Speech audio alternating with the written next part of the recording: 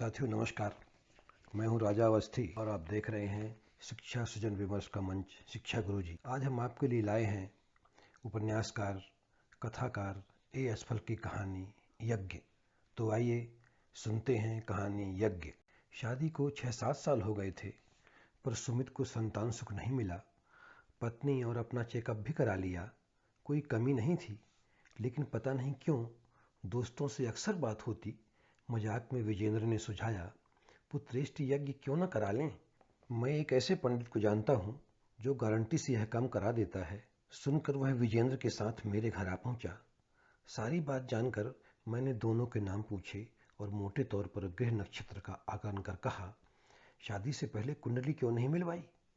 तुम्हारी नाम राशि के हिसाब से तो पितृदोष बन रहा है।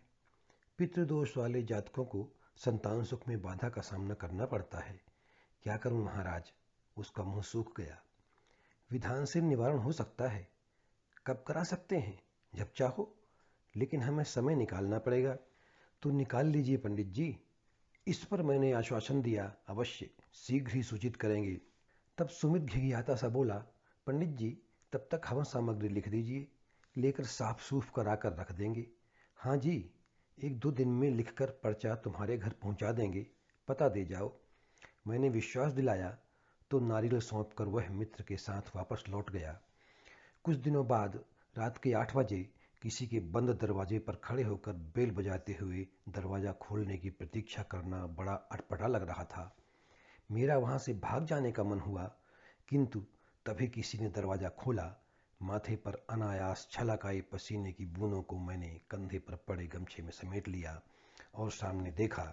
चौखट के बीच कोई 24-25 वर्षीय युवती मुझे बड़ी अजनबियत से देख रही थी। सुमित घर में हैं? मैंने अचकचाकर पूछा। जी, वो दिल्ली गए हैं। कहते शायद सोचा कि बताना नहीं चाहिए था। कब तक आएंगे? मुझे अपने असमय यहाँ आने पर खीज होने लगी। मालूम नहीं, पर आप? शायद यह सुमित की व्याहता है। मैंने गौर किया।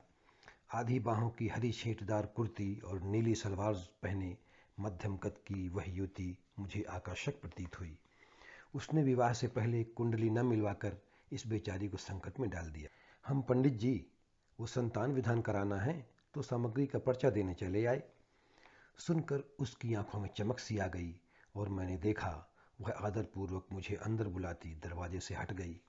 भीतर आकर मैं सोफे पर बैठा, तब तक वह पानी का गिलास ले आई। मैंने अपनी नज़रें उस पर फिर जमा दीं। रोशनी में नहाया उसका चेहरा अब मुझे पूर्व परिचित सा लग रहा था। कहीं देखा है, पर कहाँ? दिमाग में जोर डालने के बावजूद भी मुझे कुछ याद नहीं आ रहा था।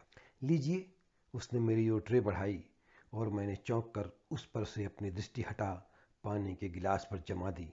राम जाने क्या सोच रही होगी मेरे इस तरह भटर भटर देखने को लेकर। फिर किसी दिन चला जाऊंगा, मैंने घबरा कर कहा। जी, उसने स्वीकृति में गर्दन हिला दी। उस दर से लौटने के बाद मैं एक बारगी स्नेह के धागों में झूलने लगा। यह मानव मन की गति भी कितनी विचित्र है, कोई दिखा नहीं कि लग गया उसके पीछे। अब मुझे सब कुछ याद आ गया। सुमित ने उसका नाम काजल बताया था। चेहरा विस्मृत नहीं हो रहा था, परेशान करने लगा और मैं विधुर प्रौढ़ लगभग किशोरावस्था में प्रवेश कर गया। कुछ दिनों बाद मन अधीर हो कह उठा कि अब तो दिल्ली से लौट आया होगा, क्यों नहीं सुमित के घर हो आऊं, देख आऊं उसे। विधान का बहाना भी था। घर से निकलते ही बूंदाबांदी होने लगी, पर मैं रुका नहीं। गोया उसे वर्षा की बूंदों के साथ अटखेलियां करते देखना चाहता था। संयोग से मुझे कॉलबेल भी दबाने की आवश्यकता नहीं पड़ी। दरवाज़ा खुला पड़ा था, जहाँ से खड़ा होकर मैं अंदर का काफ़ी कुछ देख सकता था। लेकिन न जाने क्यों मुझे घबराहट होने लगी। माथे पर पसीने की बूंदें उभरती महसूस हो रही थीं। मैंने गमछे से पोंछने कंधे पर हाथ डाला, पर जल्दी में शायद मैं उसे घर पर ही भूल चुका था। अब क्या करूं? चुपके से इधर उधर देखा और उंगलियों से पसीने को समेटने का प्रयास करने लगा। तभी भीतर आहट के स्वर उत्पन्न होने लगे। शायद जो भीतर था उसे किसी के बाहर आने का एहसास हो गया था। मैंने घबराकर भीतर की तरफ अपनी दृष्टि फैला दी, जैसे चोरी पकड़ी जाने वाली हो। तभी देखा सामने से वही चली आ रही थी। चटक लाल रंग का सलवार कुर्ता पहने, तौलिए से अपने गीले बालों को सुखाने का प्रयास करती, पर बालों से पानी की बूंदें कुछ इस तरह झर रही थीं मानो सूखी धरती को भिगो देना चाहती हूँ। अरे आप! पहचानते ही वह जैसे चौंकी। जी सुमित, मेरे मुंह से अस्फुट सा स्वर फूटा। आज भी नहीं है, कहते मुस्कुरा पड़ी। मुस्कुराते हुए दाएं गाल पर गड्ढा पड़ रहा था जिससे सौंदर्य द्विगुणित। कहाँ गए हैं? मैंने जाहिर नहीं होने दिया कि किसी और कारण से आया हूँ। ऑफिस। वह अपने बालों को तौलिए में लपेट चुकी थी। तो चलूं? मैंने निराशा से कहा। चाय लेकर जाइए, वह आग्रहपूर्वक बोली और अंदर चली गई। मैं सोचने लगा कि यह अच्छा ही है सुमित न मिले और मैं इसी तरह आता रहूं। मिलने पर तो तारीख तय हो जाएगी और कार्यक्रम के बाद सदा सर्वदा को छुट्टी, क्योंकि इस विधान के यजमान स्थायी नहीं होते। दरअसल बायोलॉजिकल अक्षम लोग ही इसे कराते हैं और बाद में निराश हो जाते हैं तो फिर संपर्क नहीं रखते। अब तक वह चाय ले आई थी। चाय बहुत अच्छी थी। मैंने तारीफ की। वह खुश हुई। उसके बाद मैं उठता हुआ बोला, संडे को आऊँगा। और वह रोकना चाहती थी। लौटकर भी यह एहसास दिल से गया नहीं। रात को छत पर टहलते हुए आकाश से कोई शुभ्र तारा तोड़ लेने की इच्छा अंदर जन्म लेने लगी। संडे जैसे सदियों में आया और मैंने आज पहली बार दिन में आकर फिर उसी दर पर डरते डरते टोह ली। बेल के बटन पर उंगली रखते दिल खड़खड़ा उठा। सुमित कहीं एकाएक न कह बैठे, आप तो हाथ धोकर ही पीछे पड़ गए। दरवाज़ा धीरे से खुला।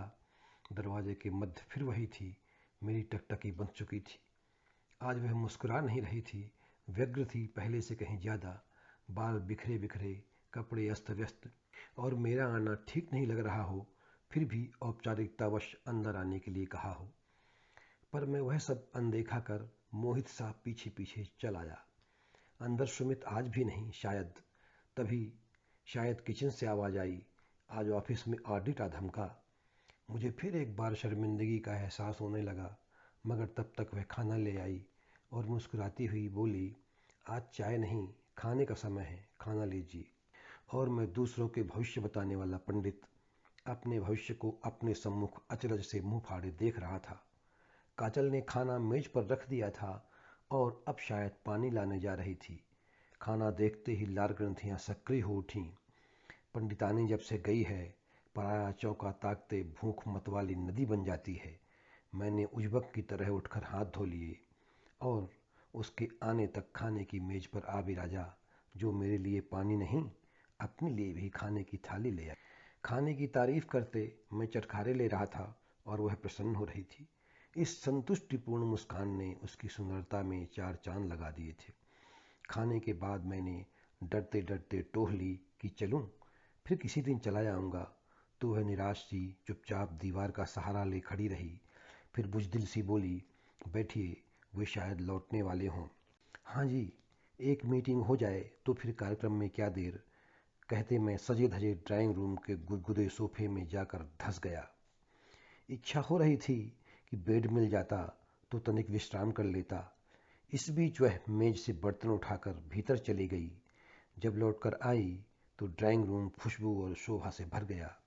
बाल सांवरे थे, सूट बदला हुआ, वही चटक लाल रंग वाला। मुझे आराम फरमाते देख दीवार घड़ी पर दृष्टि डालते बोली, शायद कहीं रुक गए हैं। हाँ और क्या, तभी नहीं आए। मैं बुदबुदाया, पर मेरी बुदबुदाहट बादलों की गड़गड़ाहट में गुम गई थी। 2 पल बाद हतोत्साह सा मुखर हुआ, मुझे चलना चाहिए, कहीं बारिश न पड़ने लगे। मेरा ख्याल है आप कुछ देर और देख लें, विधान जल्द हो जाए तो संकट कटे, उसने व्यग्रता में कहा और खिड़की के पास जाकर बाहर देखने लगी। शायद बूंदें बरसने लगी थीं, क्योंकि कुछ देर में ही उसने कई बार आंखें बंद की, जिससे मुझे लगा कि बारिश की बूंदों से उसे आत्मिक संतोष मिल रहा है। पूजा विश्वास से फलदायी होती है। तुम्हें विश्वास तो है? मैंने पूछा। घर के सामने ही हनुमान मंदिर था, जो खिड़की से साफ दिख रहा था। पीपल की चोटी पर हनुमान जी का लाल ध्वज लहराता हुआ। अचानक उसने चुटकी ली, इनकी बड़ी मान्यता है। होनी चाहिए। मैं स्वभावतः धार्मिक। तुरंत एक वैज्ञानिक कयास जोड़ता बोला, देव के साथ हमारे पूर्वज भी, आखिर हम मनुज वानर जाति से ही तो। पर ये केसरी नंदन पवन देव के भी नहीं, शिव जी के औरस पुत्र हैं। वह मुस्कुराई। क्या हुआ? उस युग का समाज ही ऐसा था। मैंने प्रमाण दिया। दशरथ का पुत्रेष्ट यज्ञ और कौरव पंडितों की वंश परंपरा। वही तो। वह खुलकर हंसने लगी और अर्थ समझ मैंने अपना सर पकड़ लिया। फिर जैसे मुंह छुपाने, चलता हूँ, रात काफी हो गई है, कहकर इस बार सचमुच खड़ा हो गया। अरे, बारिश शुरू हो चुकी है, आप रुकिए। वह जैसे तड़प उठी। कोई रिक्शा मिल जाएगा, मैंने जिद पकड़ ली। फिर वह बोली नहीं तो सोचने लगा। अब वह मुझसे रुकने के लिए नहीं कहेगी। पर वह खिड़की से हटकर मेरे रास्ते में आ गई। उसके माथे पर फैले बाल भीग चुके थे। उनसे धीमे धीमे पानी की बूंदें टपक रही थीं। लग रहा था बरसों से ठहरा प्यार एकाएक उमड़ पड़ा है। ऐसी अवस्था में हर शख्स में सिर्फ प्यार ही दिखता है। अब रुकना ठीक नहीं, मेरा डर बोला। पर मैंने ज्यों ही कदम बढ़ाया, वह सिसकने लगी। विधान कराना है, आप रुकिए, आप उन्हें समझा कर जाइए। बारिश तेज हो गई थी। सांत्वना स्वरूप हाथ मैंने उसके सिर पर रख लिया, फिर डरते डरते पीठ पर, और कहने लगा, क्या करूं, कितनी बार आ चुका। वही तो। सिसकना छोड़ वह शिकायती लहजे में बोली, इतना भी नहीं कि सामग्री ही लाकर रख देते, हम तो अकेले करा लेते। सच? मैं गोया चौंक गया। फिर विवशता बताई कि पंडिताई के नाते होम द्रव्य तो मेरी गांठ में रहता है, पर वैदिक कुंड कहाँ से लाऊं। इस पर वह मुस्कुराती हुई बोली, जी, वो मेरे पास है। गृहस्थी में सुई से लेकर जहाज तक रखना पड़ता है। मामला मनोनुकूल हो चुका था। बारिश सहायिका बनी हुई थी। सुमित आ नहीं पाएगा, मैंने सोचा, और कल्पना में उसे बाजुओं में भर उठा लिया। मन ही मन बुदबुदा उठा, तो चलो इसी बेला में यज्ञ संपन्न कर लें। मगर हकीकत में तब तक कॉलबेल बज उठी और वह दरवाजे की ओर बढ़ गई। मैं आकर सोफे में धंस गया। बारिश से बचकर आया सुमित मुझे पाते ही एहसान से भीग गया। विधान के लिए 3 दिन बाद की तिथि मुकर्रर हुई। मैं एक झोले में अपने कपड़े और सहायक को लेकर ब्रह्म मुहूर्त में ही उसके घर पहुंच गया।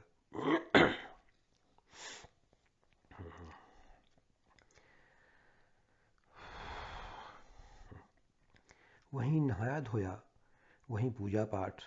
पहले ही बता दिया था कि एक दिन और एक रात रुकना पड़ेगा तुम्हारे यहाँ। सुमित ने भी सहर्ष अपनी बैठक मुझे दे दी थी। सहायक अपने साथ पोथी पत्रा और वैदिक हवन कुंड लेकर आया था। हव्य सामग्री जो सुमित ने एक दिन पहले ही लाकर रख ली थी, सहायक ने सही अनुपात में उसे मिला लिया। आहुति देने काजल को ही बिठाना था, सो कलावा बांध तथा पवित्री पहना उसी को बिठाया गया। सर्वप्रथम शुद्ध घी का दीपक जलाकर पूर्व से तैयार शुदा चौकी पर गणपति को स्थापित कर पूजन कराया गया। तत्पश्चात उसी के हाथ से लड्डू गोपाल का पूजन कराया गया। उनको माखन मिश्री का भोग लगा। फिर संतान गोपाल मंत्र के 1.25 लाख मंत्रों का जप शुरू हुआ। उससे कहा गया था कि पूरा श्रृंगार करके बैठे, सो लाल परिधान में वह सिंदूर से पूरी मांग भरे। आंखों में काजल, माथे पर बिंदी, होठों पर लिपस्टिक, हाथों में चूड़ियां और पैरों में आलता रचाए एकदम नवविवाहिता प्रतीत हो रही थी। और सहायक और उसका ध्यान भले पूजा विधि, मंत्र जाप और आहुतियों पर हो, लेकिन मेरा तो उसके श्रृंगार, रूप लावण्य और मधुर आवाज पर ही टिका था। सोच रहा था कि मुझे ऐसी भरी पूरी स्त्री मिलती तो जीवन धन्य हो जाता। जैसी तैसी सूखी साखी पंडितानी थी भी, सो राम प्यारी हो गई। जबकि समाप्ति से पूर्व वहां सुमित का मित्र विजेंद्र भी आ गया था। वह बहुत खुश था कि उसकी सलाह से अनुष्ठान हो रहा था। जब उपरांत सहायक ने जब पवित्री वापस ले ली और काजल ने पूछा, अब हम जा सकते हैं, उसी क्षण विजेंद्र ने मुझसे कहा कि हर अनुष्ठान की फलश्रुति संबंधी एक कथा होती है। और मैं विचार करने लगा। तब तक उसने पूछा, क्या इसकी कोई कथा नहीं है? हो तो सुना दीजिए, जिससे कुछ आधार मिले, सुमित ने अनुरोध किया। और रास्ता भी, काजल ने जोड़ा। तब कुछ देर आंखें मूंद सोचते रहकर मैंने कहा, इस जप की कोई कथा नहीं है। जैसी आपने करवा चौथ, तीजा, संतोषी माता या सत्यनारायण व्रत कथा में फलश्रुतियां सुनी हैं, वैसी तो बिल्कुल नहीं। पर श्रेष्ठ पुत्र प्राप्ति की एक कथा जरूर है, जिससे एक नए वंश की नींव पड़ी। लो, इससे अच्छा और क्या, तीनों एक साथ बोले। तब मैं कथा सुनाने के मूड में आ गया। मैंने कहना शुरू किया। एक बार की बात है, भगवान विष्णु वैकुंठ लोक में लक्ष्मी माता के साथ विराजमान थे। उसी समय वहां उच्चैःश्रवा नामक अश्व पर सवार होकर रेवंत का आगमन हुआ। उच्चैःश्रवा की सुंदरता की तुलना किसी अन्य अश्व से नहीं की जा सकती थी। वह समुद्र मंथन से प्रकट 9 रत्नों में से एक था। लक्ष्मी जी ने पहली बार देखा तो उस अश्व की शोभा देखती रह गईं। जब विष्णु ने लक्ष्मी को उस अश्व को दत्तचित्त देखते पाया तो उन्होंने उनका ध्यान अश्व की ओर से हटाना चाहा, लेकिन लक्ष्मी जी तो अश्व को देखने में मगन थीं। विष्णु द्वारा बार बार झकझोरने पर भी उनका ध्यान अश्व पर से नहीं हटा तो उन्हें क्रोध आ गया और उन्होंने लक्ष्मी को शाप दे दिया, तुम इस अश्व के सौंदर्य में इतनी खोई हो कि मेरे द्वारा बार बार झकझोरने पर भी तुम्हारा ध्यान इसी में लगा रहा, अतः तुम अश्विनी हो जाओ। इतना सुनते ही लक्ष्मी जी के पैरों के नीचे की जमीन खिसक गई। वे तुरंत क्षमा मांगते विष्णु से प्रार्थना करने लगीं कि मैं तो आपके बिना एक पल भी जीवित नहीं रह पाऊंगी, मुझ पर दया करें, अपना शाप वापस ले लें। पर विष्णु ने कहा कि अब आपको कुछ समय तो अश्व की योनि में रहना ही होगा। जब आपकी कोख से पुत्र उत्पन्न हो जाएगा तब उस योनि से मुक्ति मिलेगी। सुनकर लक्ष्मी ने सिर पीट लिया कि हे प्रभु, ये कैसा दंड। कहकर मैंने एक उसास भरी और काजल को देखा जिसके मुख पर हंसी की लहर थी।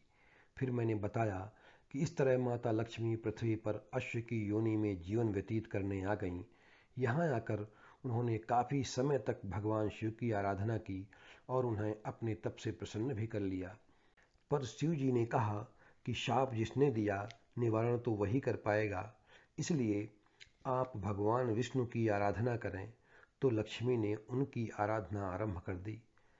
तब कुछ समय बाद भगवान विष्णु ने स्वयं अश्व रूप में अवतार लिया और माता लक्ष्मी के साथ अश्व योनि में समय व्यतीत करने लगे। यह सुन काजल ने घने कौतूहल से पूछा, क्या सचमुच? हाँ जी, पुराणों में लिखा है। मैंने विश्वास दिलाया। उन्होंने यमुना और तमसा के किनारे रमण किया, जिससे लक्ष्मी ने कुछ समय बाद एक वीर नामक पुत्र को जन्म दिया। अब उसका आश्चर्य 7वें आसमान पर। नेत्र चौड़ाकर बोली, अरे गजब! फिर क्या हुआ महाराज? विजेंद्र ने निष्कर्ष जानना चाहा। सहायक को भागने की पड़ रही थी। वह बोला, पुत्र प्राप्ति के फलस्वरूप लक्ष्मी देवी श्राप से मुक्त होकर वैकुंठ धाम चली गईं और एक वीर से है वंश की उत्पत्ति हुई। दिन भर बहुत व्यस्त कार्यक्रम रहा था, इतना अधिक कि सांस लेने की फुर्सत न मिली, सो रात तक सभी थक कर चूर हो गए थे। सहायक जब पोथी पत्रा समेट अपने घर चला गया, सुमित मेरे पास आया और कहने लगा, महाराज, ऑडिट टीम अभी रुकी है। अरे, बड़ा संकट है। मैंने कहा, हाँ, और आज पूजा की वजह से मैं जा नहीं पाया। तो अब? मेरे मुख पर चिंता की लकीरें थीं। फोन आया है, जाना पड़ेगा उनकी खान पान की व्यवस्था कराने। सुनकर चिंतित होते मैंने उससे कहा, लेकिन सुमित जी, एक छोटा सा और जरूरी अनुष्ठान तो अभी शेष है, उसे फलाहार करा दो, जिससे थोड़ी शक्ति आ जाए, तब संपन्न कराएं। ठीक है, मैं 10-11 बजे तक आ जाऊंगा। अरे, तब तक तो समय निकल जाएगा, जबकि 1.25 घंटे के भीतर ही इसे कराना होता है। मैंने ताकीद की। आप करा दीजिए महाराज, मैं नहीं रुक पाऊंगा। उसने हाथ जोड़े और मैं एक अनजानी खुशी से भर गया। काजल सुन रही थी। वह मेरे और अपने लिए फलाहार लेने चली गई। थोड़ी देर में सुमित तैयार होकर आया और मेरे पैर छूकर अपने दोस्त विजेंद्र के साथ निकल गया। सुमित के जाने के बाद काजल दोनों हाथों में प्लेट्स लेकर आ गई। टेबल पर रख वह आदरपूर्वक बोली, लीजिए, तुम भी ले लो। जी, कहते वह बैठ गई। फलाहार करते वह मुझे एहसानमंद नज़रों से देख रही थी और मैं ऐसे जैसे लॉटरी लग गई हो। फलाहार समाप्ति के बाद जब वह बर्तन समेट ले गई तो आज मैं निर्भयतापूर्वक उसके पीछे चला गया और बोला, तुम लोगों के सोने का कमरा कौन सा है? यह अनुष्ठान वहीं पर करना होगा। काजल ने मुझे बेडरूम दिखा दिया। वह सुंदर था। उसमें बड़ा सा बेड, कपाट, ड्रेसिंग टेबल, दीवार पर कलात्मक पेंटिंग्स, एसी और फर्श पर कालीन बिछा था। तेज परफ्यूम से महक भी रहा था वह कक्ष। निरीक्षण कर मैंने कहा, ठीक है, अब तुम कोई ढीला वस्त्र पहन कर आओ और चौकी से दीपक तथा थाल से कदली फल उठा लाना। आज्ञा शिरोधार्य कर वह थोड़ी देर में आ गई। वदन पर उसने श्वेत गाउन डाल रखा था, जिससे अब वह फूल सी हल्की और अत्यंत कमनीय लग रही थी। मैंने उसे बेड पर सीधा लेटने को कहा और स्टूल खींचकर नजदीक बैठ गया। झिझकते झिझकते वह लेट गई तो दीपक जलाकर उसकी नाभि पर रख दिया। फिर केले के गुच्छे से एक बड़ा सा केला तोड़ उसे पकड़ाते हुए कहा, इसे वस्त्र के अंदर अपने अधोशक पर रख लो। कहाँ? वह समझी नहीं। निचले अंग पर। सुनकर सनाका खा गई। जब फटी फटी आंखों से मुझे देख रही थी तभी कड़क स्वर में मैंने कहा, यही वह टोटका है जिसके करने पर गर्भ ठहरेगा, अन्यथा नहीं। और इसे तुम्हारे पति के हाथों ही कराना था, लेकिन वह बीच में ही चला गया तो मैं क्या करूं? अब कोई चारा नहीं था। काजल ने झिझकते झिझकते गाउन में हाथ डाला, केला अंदर रख लिया। मैंने मंत्र पढ़ा, फिर पूछा, क्या वह प्रवेश कर गया? हिचकते हुए उसने गर्दन न में हिलाई। तब मैंने केले के गुच्छे से दूसरा पिलपिला सा केला तोड़ा और उसे पकड़ाकर कहा कि इसे प्रयोग करो, और उसने आंखें बंद कर गाउन में हाथ डाल उसे बदल लिया। तब मैंने फिर मंत्र पढ़ना शुरू किया और 3 बार पढ़ने के बाद पूछा, क्या इसे सफलता मिली? और उसने इस बार भी निराशा में गर्दन हिलाई। तब मैंने गुच्छे से सबसे छोटा केला तोड़कर उसे पकड़ाते हुए कहा, लो, इसे प्रयोग करो। तो उसने परेशानी में पड़ उसे ज्यों त्यों अपने गाउन में रखा और इस बार मैंने खूब जोर से 5 बार मंत्र पढ़ा। मुखाकृति भयभीत और रंग पीला पड़ गया। इससे तो मैं भी डर गया, क्योंकि वहां एक सन्नाटा सा खिंच गया था। लग रहा था कोई अदृश्य शक्ति प्रकट हो रही है। इस बार नहीं पूछा कि कदली फल प्रवेश हुआ अथवा नहीं। स्टूल से उठते भयभीत से स्वर में बोला, जब व्यर्थ न चला जाए इसलिए तुम आज ही संपर्क कर लेना। किससे? उसने डरते डरते पूछा। सुमित से। और किससे? मैंने दीपक उसकी नाभि से उठाते हुए कहा। सुनकर वह चुप रह गई और मैं दीपक हाथ में लिए चला आया, जिसे वापस पूजा की चौकी पर रख दिया और वहीं पड़ी चटाई पर लेट गया। अच्छी तरह खा पी कर झूमता हुआ सुमित घर आया। तब तक आधी रात बीत चुकी थी। रात में जब जब पेशाब के लिए नींद खुली तो मैंने देखा वह ड्राइंग रूम के सोफे पर ही पसरा पड़ा था। सुबह वह फिर जल्दी आज्ञा लेकर चला गया। ऐसा भी क्या काम, मैं सोचता रह गया। उसके बाद काजल आई, जो अभी तक रात्रि वाले परिधान में थी, वही श्वेत गाउन। उसे देख मन ऐसे खिल गया जैसे सूर्योदय पर कमल पुष्प। मैंने कहा, बैठो। मैं अभी तक चटाई से उठा नहीं था। विधान कराने में इतनी थकान हो जाती है जितनी क्रिकेटर्स को भी नहीं होती। पर वह बैठी नहीं। पीछे हाथ किए जो चीज छुपा कर लाई थी वही मुस्कुराकर मेरी झोली में डालकर चली गई और मैं हतप्रभ, क्योंकि ये वही कदली फल था जो मैंने मंत्र फूंक उसकी देह में पिरोया था। यानी विधान निष्फल हो गया। वह मुझ पर हंस रही थी। खैर, मैं नहाया धोया, पूजा पाठ किया और झोला उठा चलने की सोची, पर बाहर के पोर्शन में काजल को न पाकर अंदर विदा लेने जा पहुंचा तो न किचन और न वॉशरूम, कहीं से कोई आहट न पा बेडरूम की तरफ चला आया, जिसका गेट उड़का था। इधर आते ही जेहन में रात का दृश्य कौंध गया, जब मैं अधिकार पूर्वक इस भव्य कक्ष का स्वामी बना हुआ था और उसे दासी की तरह मेरी हर आज्ञा शिरोधार्य थी। उसी रो में दरवाज़ा ठेल अंदर चला आया। जब उसकी कीक सुन पड़ी, हाय मम्मी, तब उसे विवस्त्र देख मैं बुरी तरह झेंप गया। कुछ कहते करते न बना। जिस गति से आया था उसी से लौट पड़ा। खिसियाया मन एकदम भाग जाने को कर रहा था, लेकिन दरवाज़ा कौन बंद करे। घर खुला छोड़कर भाग जाना तो एक और भूल होगी। इसी पसोपेश में मैं बैठक में सिर झुकाए बैठा था। तभी थोड़ी देर बाद लॉबी की ओर से उसका महीन स्वर सुन पड़ा, तैयार होकर हम तो आपको ही विदा करने आ रहे थे कि आप। पलट कर देखा, मैक्सी अंग में डाले शर्म से मुस्कुरा रही थी वह। जय हो, मेरे मुंह से निकला और शर्म से हंस पड़ा। इससे बढ़िया विदाई और क्या हो सकती थी। सुनकर वह भी हंस पड़ी। झोला उठाकर बाहर निकल आया तो दरवाजे पर आ गई। दोबारा मुड़कर देखा, जब तक ओझल नहीं हो गया खड़ी रही। अब आंखों में अक्सर ही वह देयष्टि नाचती रहती जिसे किसी दिव्य कारीगर ने हीरे के वृहद खंड से यत्नपूर्वक खुदाई कर गढ़ा था, भागवत या राम कथा में भी जाता और वहाँ गीत संगीत तथा वाचक की तालियों पर भक्ति की मस्ती में स्त्रियां नाच उठतीं, तो मुझे उनमें भी काजल की सोने सी देह दिखने लगती। मन की दशा किसी से कह भी तो नहीं सकता था। अब आंखों में अक्सर ही वह देह यष्टि नाचती रहती, जिसे किसी दिव्य कारीगर ने हीरे के वृहद खंड से यत्नपूर्वक खुदाई कर गढ़ा था, भागवत या राम कथा में भी जाता और वहाँ गीत संगीत तथा वाचक की तालियों पर भक्ति की मस्ती में स्त्रियां नाच उठतीं, तो मुझे उनमें भी काजल की सोने सी देह दिखने लगती। मन की दशा किसी से कह भी तो नहीं सकता था, किसी मनोचिकित्सक से भी नहीं, क्योंकि मुझे सभी जानते थे। आखिर में यही सूझा कि उसी के पास जाऊं जिसके दरस परश, दर्शन और स्पर्श से तनिक सुख चैन मिले। अब मेरा इलाज तो वही दर था, सो एक नया बहाना लेकर उसी तरफ चला आया और उम्मीद के बरक्स आज सुमित और उसका दोस्त विजेंद्र दोनों ही घर पर मिल गए, तो आते ही नानी मर गई।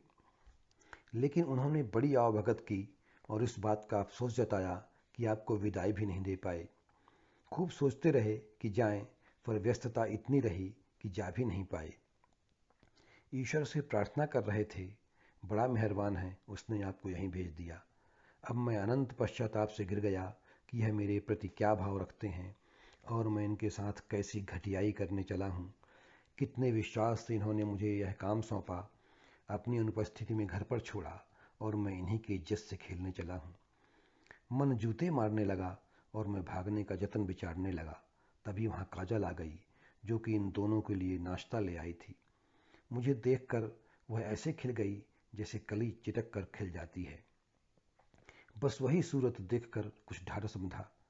मुझे देखते ही वह भीतर लपक गई और लौटते में मेरे लिए भी नाश्ता ले आई। उसी समय सुमित ने मुझे 5,000 रुपये निकाल कर दिए और कहा, पंडित जी, यही आपकी दक्षिणा, कम तो नहीं, बता देना, और छोटे पंडित जी के भी बता दीजिए। तब मैंने कहा कि यह तो बहुत है, इन्हीं में से दे दूंगा। अरे बहुत अधिक हैं, मुझे गिनने पर पता चला। उसे मैंने 2,000 लौटाने का प्रयास किया, मगर विजेंद्र ने कहा, अरे नहीं, अब निकल आए तो आप रख लीजिए। आप जैसा भला भोला और विद्वान पंडित हमें कहाँ मिलेगा। कृपा बनाए रखिएगा। आप जैसे निर्लोभ पुण्यात्मा व्यक्ति का आशीर्वाद पाकर हम धन्य हैं। सुमित ने जोड़ा। तभी मैंने सोचा कि ये यह न सोचें कि मैं दक्षिणा के लालच में आया, इसलिए कहने लगा, विधान के बाद थोड़े से व्रत नियम भी होते हैं, मैं उन्हीं को बताने चला आया। जरूर, आप बहुत ख्याल रखते हैं। काजल मुझे लेकर बहुत उत्साहित थी। उसके बाद मैं समझाने की तैयारी कर ही रहा था कि वह उठकर भीतर चली गई और थोड़ी देर बाद विजेंद्र ने भी सुमित से कहा, चलो चलें, समय तो हो गया। जब मैं उन दोनों का मुंह देख रहा था, तब सुमित ने कहा, महाराज, आप तो आराम से बैठो, अभी काजल आती होगी, करना तो उसी को है। विधि विधान बता देना, सामान का पर्चा दे जाना, मैं आज नहीं तो कल लाकर रख दूंगा। तो ठीक है पंडित जी। विजेंद्र ने मेरे पांव छुए और सुमित ने हाथ जोड़ विदा ले ली। मैं देखता रह गया और वे उठकर चले गए। जब मोटरसाइकिल की आवाज़ गूंजी, काजल अंदर से दौड़ती सी आई और बाहर जाकर शायद हाथ हिलाने लगी। फिर बाइक की आवाज़ गुम गई तो वह गेट बंद कर मुस्कुराती हुई भीतर आ गई और मेरे बगल में सोफे पर बैठ पूर्ववत मुस्कुराती हुई बोली, जी फरमाइए। क्या बताऊं, मैं पश्चाताप में घिरा था। सुमित कितना भला है और कितना भरोसा करता है तुम पर, और तुम कैसे छल रही हो उसे। अंतर संवाद में मैं उसे घेर रहा था और वह प्यार जताने मेरे कंधे से टिक गई थी। अगर मौके पर आज उसका पति न मिला होता तो मैं उसे टूट कर प्यार कर रहा होता, मगर उसकी सदाशयता ने मेरा मन बदल दिया था। समझ में साफ साफ आ रहा था कि प्यार का आधार मानसिकता से है। क्या सोच रहे हो, उसने थाह ली। कुछ नहीं, मैंने कहा। कुछ कैसे नहीं, मेरे बारे में उल्टा सीधा सोच रहे हो ना। नहीं, मैं सुमित के बारे में। उनके बारे में क्या, कितना जानते हो। लगा वह आवेशित हो रही थी, क्योंकि कामना में विघ्न पड़ रहा था। यही कि वे हम पर भरोसा करते हैं, तो और क्या करेंगे। विजेंद्र उनका गे है, बिजली सी तड़प कर वह एकदम उठ गई। अरे! मेरे सामने सारा रहस्य हठात ऐसे खुल गया जैसे किसी ने नाटक का पर्दा उठा दिया हो। यह शब्द हाल ही में मैंने सुना था और समझा था कि समान लिंग के व्यक्ति के प्रति कामुक भाव से आकृष्ट व्यक्ति, विशेषतः पुरुष, गे कहलाता है। अब जाना कि काजल का दुख सिर्फ संतानहीनता नहीं, पति के प्यार का अभाव भी है, और उससे बढ़कर एक घृणा जो समलैंगिक के प्रति हो सकती है। अब उसके प्रति और गहरी संवेदना उमड़ पड़ी थी और मैं उसे खोजता उसी बेडरूम में जा पहुंचा। वहां वह तकिए में सिर लिए उदास पड़ी थी। पलंग पर बैठ प्यार से सिर सहलाते मैंने कहा, तुम्हें गलतफहमी भी तो हो सकती है, तुमने कैसे जाना? उनके बर्ताव से उसने दुख में डूबे स्वर में कहा, ऐसे लोग जो अपोजिट के प्रति आकर्षित नहीं होते, अपने ही जेंडर की ओर जिनका झुकाव होता है, गे नहीं तो और क्या? तो फिर शादी क्यों? मैंने पूछा। समाज में अस्वीकार्यता के चलते इन्हें अपनी पहचान छुपाकर जीना पड़ता है। शादी इसीलिए की और अब बच्चा भी चाहता है। सुमित का पर्दाफाश हो चुका था। अब मेरे मन में कोई डर या गिला नहीं, लेकिन माहौल ऐसा हो चुका था कि जैसे भोजन रखा होने पर भी भूख मर जाए। थोड़ी देर बाद मैंने कहा, अच्छा चलता हूँ, और उसने कोई प्रतिक्रिया नहीं दी तो उठकर चला भी आया। मगर रात में मन में एक नई इच्छा जाग उठी और मैं अगले दिन फिर उसके दर पर जानबूझकर ऐसे समय पर पहुंचा जब सुमित जा चुका था। काल बेल की ध्वनि सुनते ही काजल ने दरवाज़ा खोल दिया और आज आते ही निसंकोच मैंने उसे बाहों में भर लिया। तुमने पहले बताया होता। मेरा स्वर कांप रहा था। सुनकर वह चौंक पड़ी, फिर मुस्कुराते हुए बोली, अभी क्या उम्र निकल गई? काजल, मैं भावुक हो आया। तुम्हें एक संतान देना चाहता हूँ। और वह हंसने लगी। है वंश की उत्पत्ति के लिए? हाँ जी, पर अश्व योनि से नहीं, मानव योनि से, बाकायदा दाम्पत्य में बंधकर। और वह मुंह ताकने लगी तो मैंने फिर कहा, मैं एक वकील को जानता हूँ। अरे, आप हमारे लिए यहाँ तक? कहकर वह मेरी बाहों में ही रोने लगी तो इतना सुख मिला जितना पहले कभी नहीं मिला था। तो साथियों, यह थी उपन्यासकार कथाकार A.S. फल की कहानी यज्ञ। और मैं हूँ राजा अवस्थी। हम आपसे फिर शीघ्र मिलते हैं किसी अच्छी कहानी, कविता, गीत या नवगीत के साथ। तब तक के लिए धन्यवाद। नमस्कार।